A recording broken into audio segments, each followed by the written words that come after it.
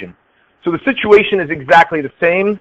I'm looking at number 1 with approximation. It's looking like the handout and the PowerPoint says I2 gas. And again, they're both gases, so I'm not going to write that information in and then separating out to 2 individual I atoms. And again, I like to write the K value down when I'm solving the problem. 3.80 times 10 to the negative 5. Now, I'll give you a heads up already when using the approximation method. The approximation method only works when the K is really small. All right? So that's part of the procedure of writing the K down. When you get a K that's a tiny number, already in the back of your head, you're going to be able to say, I might be able to use the approximation method here. All right? And what's really small? Well, 10 to the minus 5 is kind of small. It's not super small, but really small compared to the concentrations that we're using. So you'll see there 0.20 moles per liter of I2 is initially placed in a 1 liter vessel. So again, the concentration, and again, I'll do the calculation explicitly. The starting of I2, so I2 initial is equal to 0.200 moles per 1 liter, 0.200 moles per liter. Which means I can put that in the ice table, and I can put that down as 0.200 moles per liter. I don't put the units in the ice table. And it says that there are 0 of this. And now we complete the ice table as per normal. Minus x plus x, 0.200 minus 2x. I knew that. Thank you. This is 0.200 minus x, and then 2x. Again, if you're getting used to writing this stuff down, it's going to be this thing squared over this, but I'm going to write it out explicitly again just so that we see where it comes from. The equilibrium expression law states that it's going to be I squared over I2, products over reactants with the coefficient going in as the exponent. And now putting the numbers in, 3.80 times 10 to the minus 5 is equal to, and it's going to be, now I'm just concerned about that too, 2x all squared over, and this is going to be 0.200 minus x. Okay.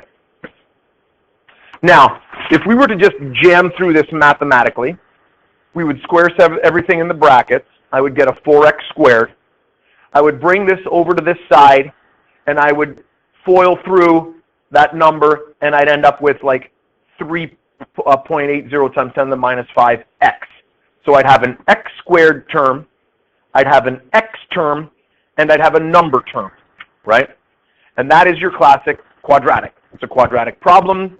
It's definitely not going to be a nice one that you can factor, and I hate factoring anyway. I always hated that. Think of 2 numbers that add together to get this and multiply together to get that. No, I don't want to think about those 2 numbers. Give me the quadratic equation so I can jam it through the thing and it'll tell me the 2 numbers. Anyway, that's just me. That's like Sudoku. That's like, look at all those numbers. Why? Anyway. So no, it's not going to be nice. We don't want to use the quadratic. Actually, I don't mind the quadratic, but chemists are afraid of it. So what we want to do is we want to somehow fix this thing. I don't even know how to describe it. We want to do something to this expression so we don't have to use the quadratic. And so what we use is the approximation method. All right. Let's first think about what the small k means. We already know that. This k is pretty small. It's not like 10 to the minus 52, but it's 10 to the minus 5. You might ask, what counts as being small? In a moment, I'll tell you what counts as being small, but we're going to consider that right now small. What does that mean in terms of my amounts of reactants and products that are formed at equilibrium. If K is small, tell me something about the amount of reactant and product that's going to exist at equilibrium. Yep. If the K is very small, nope, they're not nearly equal. Yep. There will be very little product because K is proportional to product, right? So if there's very little product, it means that only a very small amount of my starting material is going to convert over into the product because K is small. And if we look at the I line, the X stands for the amount that gets converted over, right? Which means what's going to be true about the value of X itself if K is very tiny? Yep. It's also going to be very small because very little of it is going to be transferred over.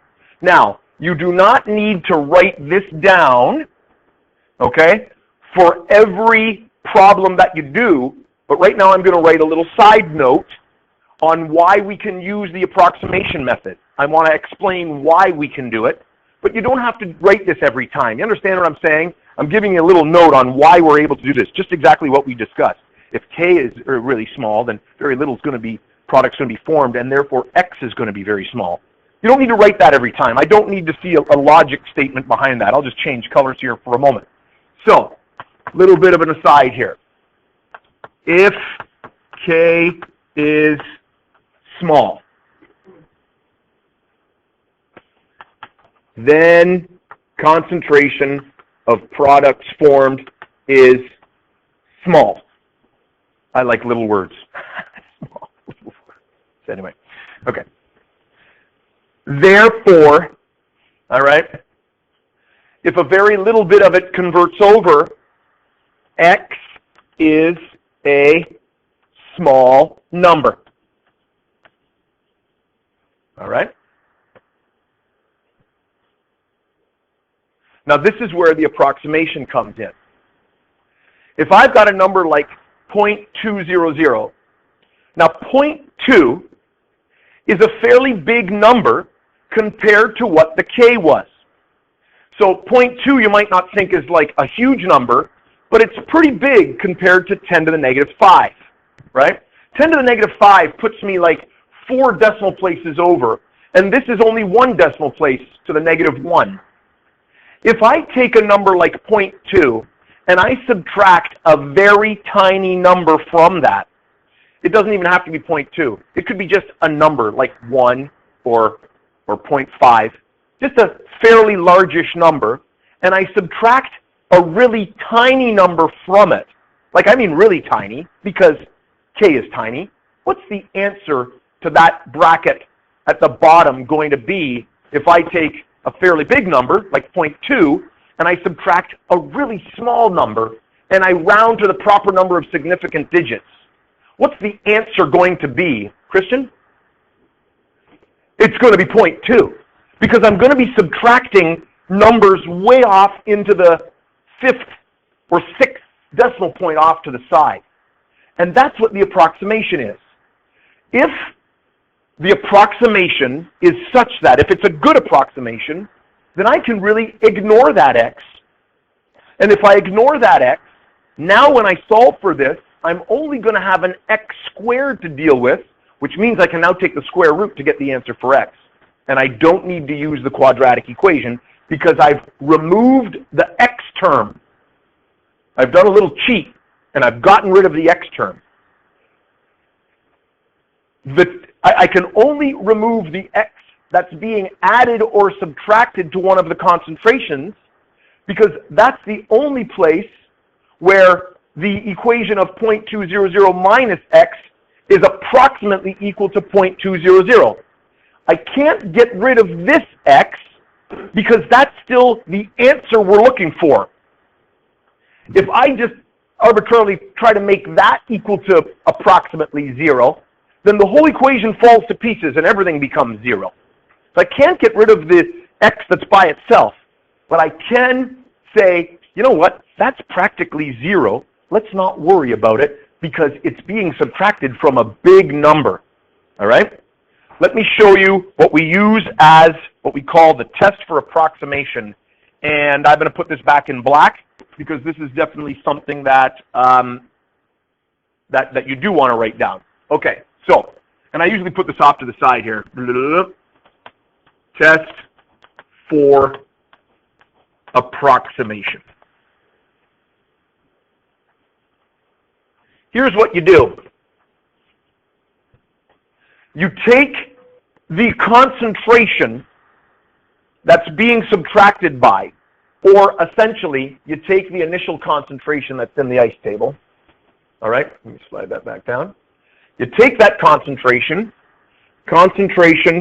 right, and I'm going to put here of reactant I. I'm going to make a little equation for you. Concentration of reactant I, that initial reactant concentration, divided by K.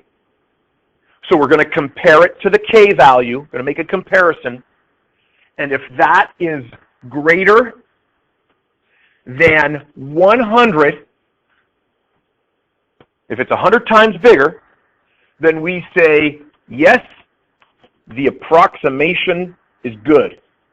The approximation is good. Okay? And then we can do this little trick. Now, I'll tell you right now, if we use that relationship of greater than 100, we end up being about 5 to 10% off the correct answer, right? Because we're not fulfilling the whole quadratic equation. You might think 5 to 10%, that's horrendous. That's not very good. And that's true. But for the purpose of you guys learning this in grade 12, we want you to be able to use the approximation as much as you can because we don't want to drag you through too many quadratic problems. When you get to university, I think my university textbook said 10,000 is a good approximation, right? When that is greater than 10,000 times, then you're down to like 1% being off of the answer. So you need to fulfill 10,000 as being the good approximation. We're simply going to just use 100, okay? All right, so let's test for approximation on this one. In this case, it's 0.200 divided by, and my K is way at the top of the page. I know it was times 10 to the minus 5. 10 to the minus 5. 3.8? 3.80 times 10 to the minus 5. And what do we get there? It better be greater than 100 because this is an example of approximation. And if it isn't, then it's not an approximation question. Yep. Excellent. 5,200. And you know what? You don't need to write that answer down, you know what I mean, to billion significant digits. 5,200 is good enough. We say, yeah, approximation is good. So what does that mean when the approximation is good? If the approximation is good, it means that this number is small compared to this, and therefore we can turn that number into a 0 because it's approximately 0 compared to that big number.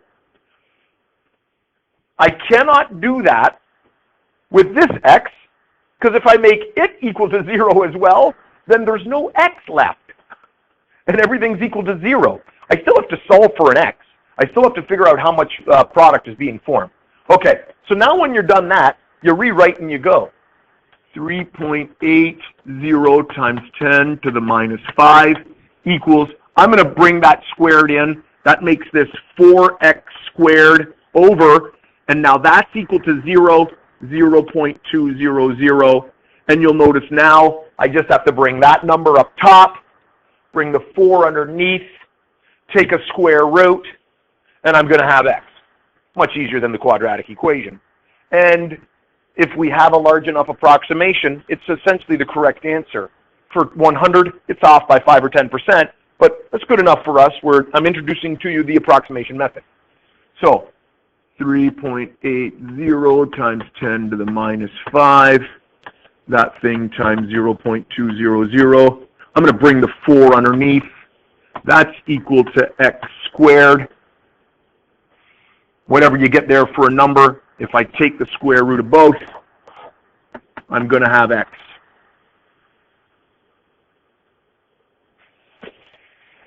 And I'll take that number when you get it. And Jess has it. We're still following the same rules, so it's looking like 3. 1.38 times 10 to the negative 3. That's equal to x. And I think the question's likely asking us what are the equilibrium concentrations of what? Everything? Of all gases.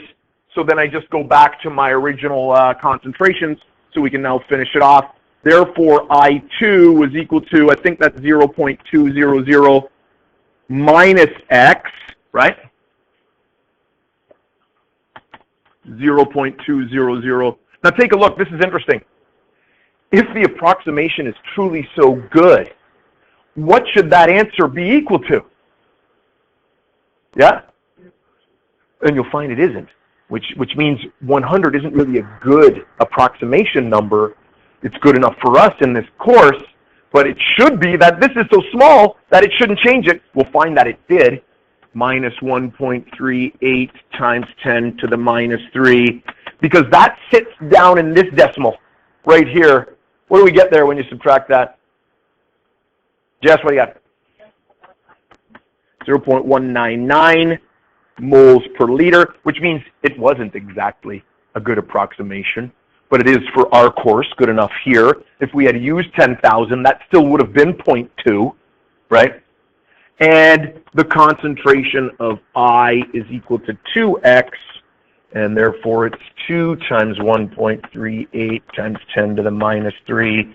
And can I do that? 2.76 times 10 to the minus 3 moles per liter. Okay? Yeah, and that's the I. Excellent. Good. That's the approximation method. Okay?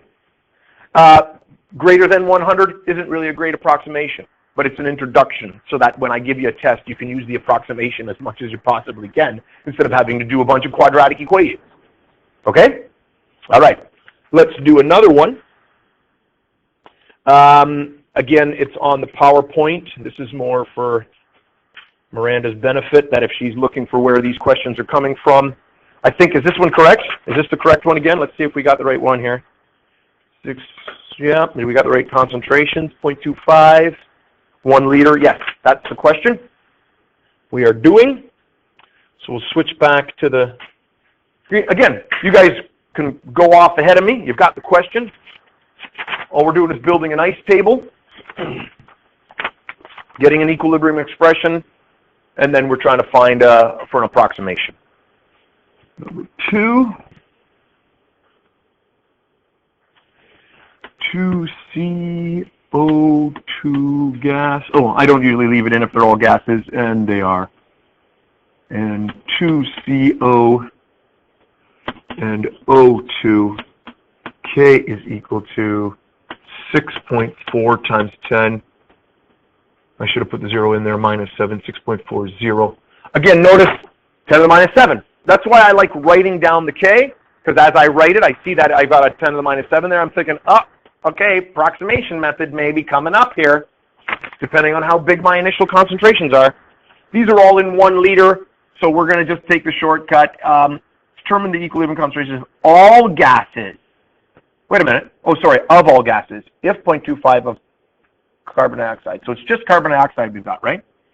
0.2500.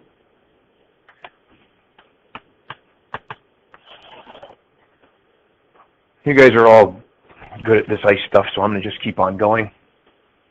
Minus 2x, 2xx, 0.25 minus x,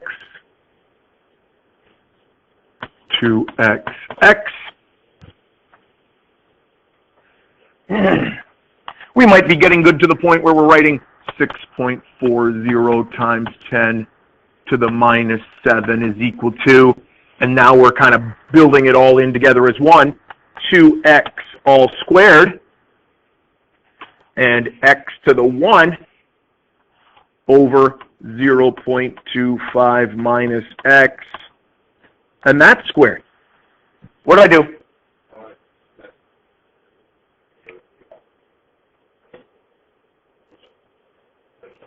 Oh, thank you. 2x, I'm dropping to 2. Thank you. Yep.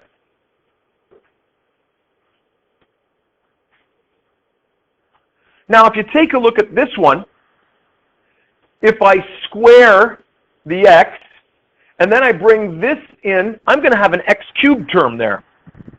And then if I expand out this square of this binomial, I'm going to have a quadratic there. So I'm going to have an x cubed term, an x squared term, an x term, and a number term. And that's what, a cubic relationship? I don't know. How do you solve that? I don't know of any tools to solve that. There is no equation to solve that. I think in calculus you can do something. I remember in university there was something, but I'm not sure. So this is something we don't even have the tools to solve. Did somebody ask Lauren if she knew there was a tool to solve this?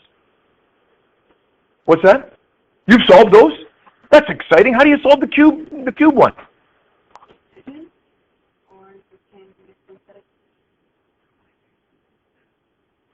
That's fun. I don't recall how to do that. I haven't done that since probably high school. That's fun. If you guys want to solve that, go ahead. I'm going to use the approximation method. Okay, so I don't want to deal with a cube. So I'm going to use the approximation. So I'm going to check for approximation. So what is my numbers? What is my little fraction here that are in there that I'm going to, how am I going to calculate that value, whether it's greater than or less than 100? What are my two numbers that have to go in that thing? Let's check for approximation. Approximation, question mark. What are my numbers? What do I have to find out that's big compared to what? Yeah, what do you got there, Elena?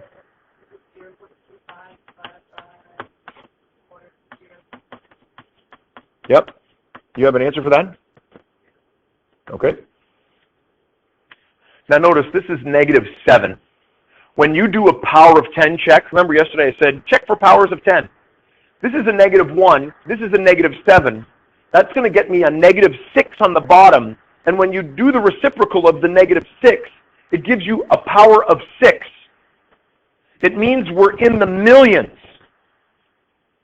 Hopefully. Somewhere close to that. Yep. 390,625,390,000. So we're not quite in the millions, but we're in the 10 to the 5. That is definitely greater than 100. This is a good approximation. Now let's take a look. If I make that 0, everything becomes 0. I can't touch that. If I say that's 0, then also everything becomes 0. Again, it's only the x's that are being added or subtracted to that number we're testing, or a number like it. We're going to find that we can cancel out a couple of them, might even have two different concentrations in there, but we can still do that. And you might say, hey, that's 2x. That makes it bigger. But it's 2 times a really small number.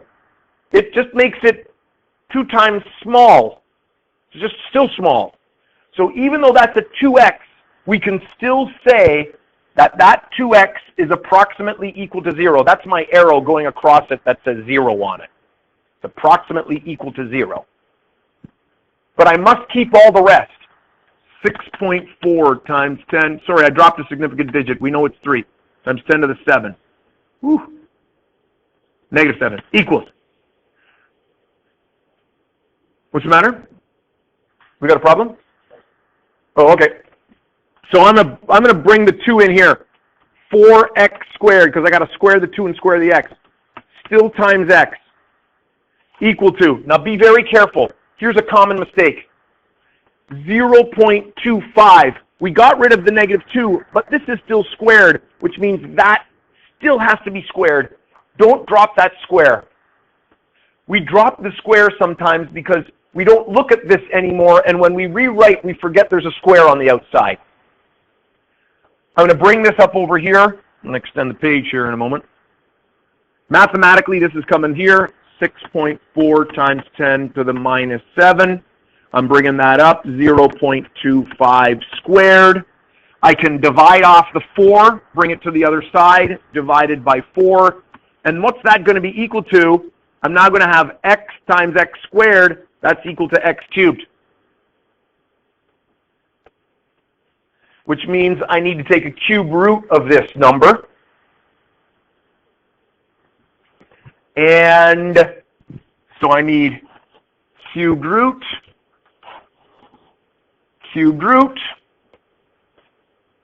And for those of you who are unsure about the cube root, you're looking for a button that's looking like this, x root y, maybe something like that. Does it look like that? Yeah? You could even put it to the exponent 1/3, but that becomes a pain because you can't really put in 0.33333 on your calculator. Kind of a tricky thing to do. I wouldn't do that unless you can actually put in a 1/3 or something like that.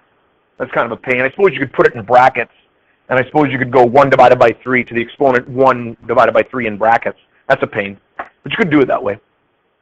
Anyway, do we have a value for x after taking the cube root? Oh, by the way, folks, the estimation on that, when you take a cube root, right, you're essentially taking it to the 1/3, the exponent to the 1/3. So if I'm doing an estimation, I'm going -7, because I'm looking at the powers of 10. That's a -1, so that makes it -8, right?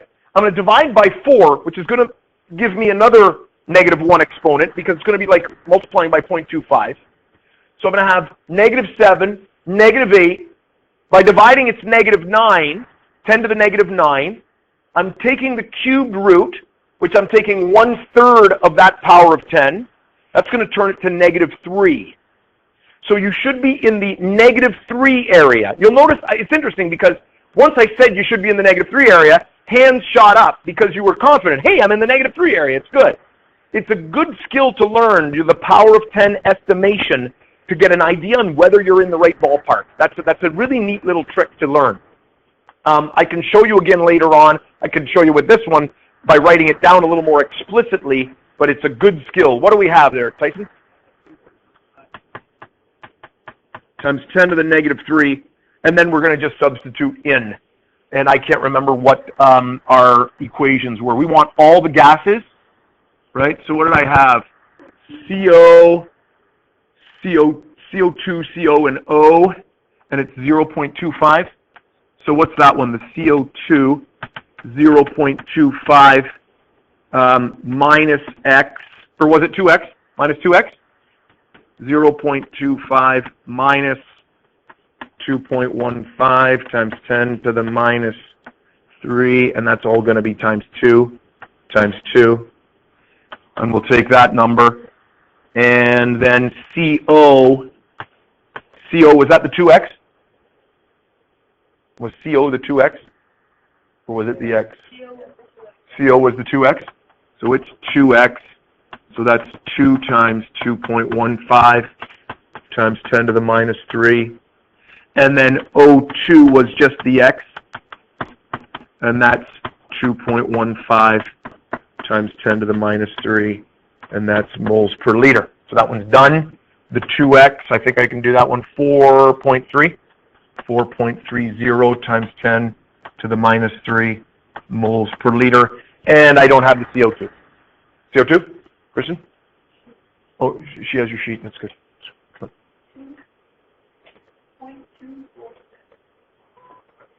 0.246. 0.246 moles per liter. Again, the approximation not great, but not bad, because it still changed that number, right? Okay? Yep. Do we have 2 at the beginning of all that? Is the 0.25 a 2 significant digit value? Is it at the beginning? So yeah, we should be, which then puts that back to 0.25 moles per liter, which makes the approximation good. And then this obviously is 4.3, and this is obviously 2.2. Yeah. Yeah, we should be rounding to 2 significant digits there. Okay? So again, there's the approximation method. You will find that you will come across problems that have 2 statements of a number minus an x value, because you could have 2 different concentrations. You can cancel both of those x's if the approximation is good, because again, when you take the big number and subtract the small number, that's still only going to be equal to the big number. So if you've got two of those brackets with numbers that have a big number minus the x, you can get rid of both of those x's. You just cannot get rid of x's that are all on their own, because that forces the whole equation to 0, and then that falls apart, because we're assuming it's equal to 0 because it's small. And when you do that with the x that's by itself, the whole equation falls to pieces. All right? Okay, so those are my two examples on the approximation method. And there is, do I not have the homework on that, or is it all at the end? It's all at the end. So I'll put the homework up in a moment. I want to now go through one that doesn't, have the approximation. The approximation is no good. And then at that point, what do? We're done. We're stuck. We've got to use the quadratic equation. So we'll do one more example, and then we're done, and I let you work. We're done with these series of questions. So here's my example for involving the quadratic equation. Is it the same as on my page? 2 and 3 in a 1-liter container, and the K is 25. So that is the question that we're going to be doing. Same on your page. I'm going to switch back to here just because. So this is using, it's a quadratic or quadratic. What's going on here? Oh my goodness. Woo! Losing it.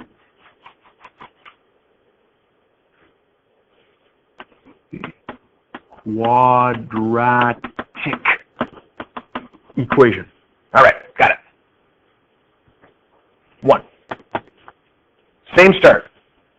Again, if I'm giving you a question on the test, right, or on an assignment, you're reading there, they're giving you concentrations at the beginning, initially placed, you're given all the I's, it's asking for you the equilibrium concentrations, and it gives you the K.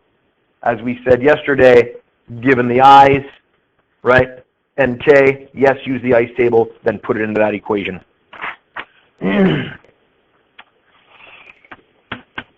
2HI, H2, I2. And you'll notice it's all in a 1-liter container, so I'm going to forego that calculation. 2 and 3. Oh, look at that. And these are the products. That's fun. That's a little twist. 2.00 moles of this and 3.00 moles of this and 0 of this. That's just a twist. Equilibriums can start from whichever direction. Again, if you choose the wrong sign for the x's, it fixes itself. But which way is this thing going to shift? It's got to shift left because there are no reactant molecules. It's got to shift left. So what should I put here in my change line? Yep. Yeah, I should put plus 2x. And here I should put minus x and minus x.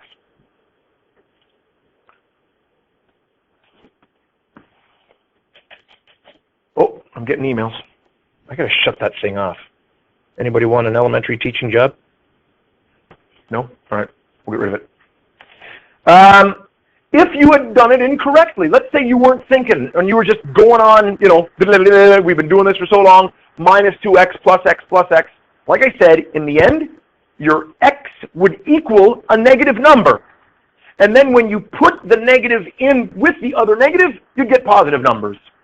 It fixes itself, right? It's just we're just solving the equation on the flip side, on the negative side. 2x, 2.00 minus x, 3.00 minus x. Oh, didn't write down the k. K is equal to 25. Well, that's not small. 25.0. Not small at all. We can write down the equilibrium expression. 25.0 equals products over reactants, 2.00 minus x, 3.00 minus x, and over 2x all squared. Let me know if I screw something up. Now, we don't even need to check for the approximation for this. If you were doing one that you thought was on the bubble, you would do the 2.00, right? Let me just give you a heads up, right? This is kind of silly. Approximation? Is the approximation good? No, it's not. You guys know this. You can see that number. But let's say you had one that was on the bubble, and you've got two like this. Oh, jeepers, which concentration should I use? right, to check the approximation. Because we're assuming this is small, you should always compare it up against the small one, right? Compare it up against the little one to see whether the approximation's good. So in this case, if you do 2 over 25.0, is that greater than 100? No. Greater than 100? No, it's not greater than 100. All right. So the approximation is no good. We can't use it. If the approximation was good, I'm just giving you a heads up, you could get rid of the x here that's subtracted off from the 2. You could get rid of it, and you could get rid of the x here that's subtracted off from the 3, because it would be very small, but you couldn't get rid of that one, okay, because that would make everything 0. But the approximation is no good, so now we've got to crash through. So if the approximation is no good, you got to use, you just got to use the quadratic. You've got to hope, if it's a cubed one, and the approximation is no good, you talk to Lauren and Jess, right? They know how to do that. I'm not going to give you any of those, because I have no idea how to do that. All right. So, we've got to just get everything out there. We've got to expand this. We've got to bring the squared in here. We've got to gather up x's. We've got to gather up x squareds. We've got to gather up numbers. We've got to get them to one side, make it equal to 0, find a, b, and c. Does everybody know how to do that? We're all good. Math is good at teaching you how to do that stuff. All right. So now let's do some math here. You guys can go ahead of me if you're good at it. And if you're not, you can try to follow my disjointed math. So I'm going to go 25.0. I'm going to leave that alone. Then I'm going to FOIL that guy through. 2 times 3, what do we got? 6.00. And then I'm going to have 2 times negative x, that's negative 2x, negative x times 3, that is negative 5.00x. And then I got negative x times negative x, and that's plus x squared. Yeah, here's where the backwards part, the factoring thing I didn't like. 2 numbers that multiply to 6 and add to negative 5. Ah, jeepers, are you kidding me? That killed me. My brain couldn't do that stuff. So there's that. Let me know if I screw it up. Bring in the squared in. I got to square the 2. That's a 4. And I got to square the x. That's an x squared. Now I'm going to bring that 4x squared up to the other side with the 25. And just to save some time, 25 times 4 is going to be 100, right? So when I bring this up here, and I'll just write a little map to what I'm doing here. If I bring this guy and multiply it up with that guy, I got to multiply it with that guy. Then I'm going to get 4 times 25.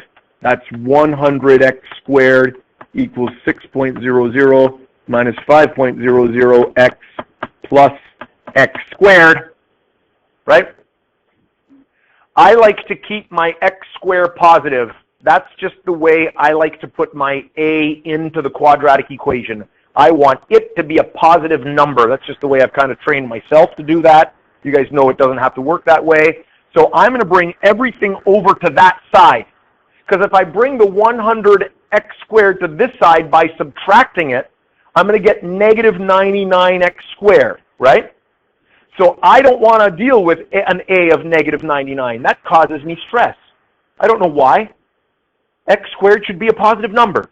So I'm bringing everything to the other side, which means I'm going to have 100x squared minus x squared. Everything's coming to the other side. That negative 5x is going to become plus 5.00x, and that positive 6 is going to become negative 6 equals 0. And then that's going to be 99x squared plus 5.00x minus 6.00 equals 0. And again, some of you are looking at me, maybe you're already done solving this, and that's great. For those of us who aren't algebraic athletes, you're following me step by step. So I've got an A of 99, I've got a B, and look at it, it's 5.00. We know we're dealing with 3 significant digits, but for the ease of your quadratic equation, just write it down as 5, and we've got a C equals negative 6. And now I need to remember the quadratic equation. X is equal to, don't tell me, B squared minus. What? What's wrong? It's just b? Oh, it's negative b. I'm totally off. All right. Guide me, geniuses. Negative b? Negative b. Plus or minus? Root. It's coming back to me. B squared? Yeah, I knew there was b squared in there. Minus 4ac over 2a. I only use it. In physics, I use it a lot more. In chemistry, I use it once a year. It's really quite sad. All right. I've always said, why doesn't a calculator manufacturer incorporate a function where you just dump A, B, and C? Yeah, beauty. They're out there now. Are they? How many people have calculators? You just got to dump A, B, and C in it and 2 roots. Come on out. The greatest thing in the world. What kind of calculators? Sharp. Sharps are great. All you TI lovers out there be cursing that you didn't buy Sharp. I encourage the use of such technology. Okay, for the rest of us saps, let's go. Negative 5 plus or minus the root of 5 squared minus 4, A, 99, C, negative 6, 2 times 99. You've already got answers? I'm slow? Jeepers. Negative 5 plus or minus, oops, I don't want that root because we're going to solve for the root. What do we have under the root? Or what does the root become? Because that's the way I would solve it. When I used to do these, I would solve that root first and make sure it didn't give me something undefined or something crazy like that where I didn't have to go back and look at my algebra and make sure I didn't screw it up. Do you have that value? Don't give me the 2 roots. I want the value. You left it at root 2401 so that you can jam it through in your calculator in that one shot. I like decimals. Could you press the equals button on that?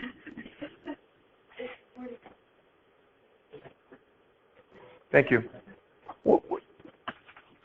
Is that the plan they teach you guys anymore? Leave the root sitting there? That's okay. It's all right.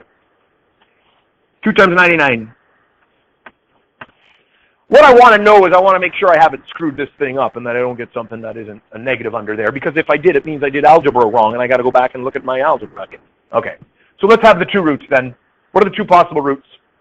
What do you got? Negative 0.27 and 0.22. All right, excellent. Now remember I said at the very beginning of the question that when you get one like this, it doesn't matter which way you put the positives or negatives because it'll fix itself, right? And you might say then that, well, wait a second, I now have a positive and a negative. That's not going to help me out anyway. It just tells me that I'm not going to be able to get one or the other, and I might have still screwed up the direction. When you start putting them into the equations, you will get an absurd negative concentration if you pick the wrong root. Right? If you put it into the equations, you will get an absurd answer for one of them. So if we take a look, back up here, I have a plus 2x. If I put a negative number into that, I'm going to get a negative concentration, right? If I put the negative root into the 2x, I'm going to get a negative concentration. You cannot have negative concentration, all right? There is no such thing as negative concentration. So the root that gives you the absurd concentration of a negative value will be the incorrect root, and the other root will be correct. And you might not be able to see it until you maybe even get to here. In this case, it isn't greater than 2, but you could get a root that's actually greater than 2, and then when you did 2.00 minus that root that's greater than 2, you'll get a negative concentration again. Then it's no good. So it's only the concentrations that give you the 3 values or all the values that are not absurd, and that negative one is going to give us negative concentrations. It is not the correct root. So I'll just write a little thing on that right there. Will get negative concentrations, therefore not valid.